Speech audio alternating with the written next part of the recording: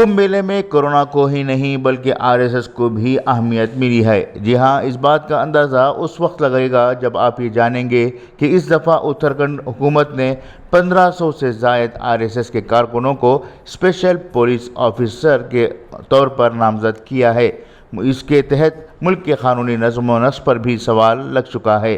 اطلاعات کے مطابق کمبھ کے میلے میں جہاں 2 لاکھ سیکورٹی اہلکار جن میں paramilitary force, ITBP، CISF، state police اور اسٹیٹ ریزرو پولیس کے اہلکار شامل ہیں، ان تمام کے ہوتے ہوئے 1500 RSS کے کارکنوں کو اسپیشل پولیس آفیسر کے طور پر شامل کیا گیا ہے۔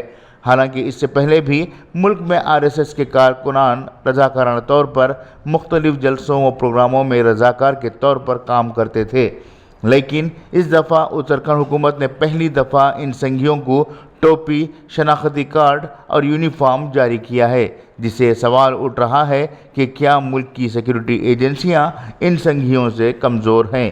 کمبھ میلے کے انسپکٹر جنرل سنجے گنجیال کا کہنا ہے کہ ہم نے RSS کے کارکنوں کو ان کی خواہش کے مطابق اسپیشل پولیس آفیسر کی ذمہ داری دی ہے اور یہ یہاں تعینات ہو کر پولیس اور پیراملٹری فورسز کی رہنمائی کر رہے ہیں۔ بیورو رپورٹ، انقلاب نیوز، اتراکھنڈ۔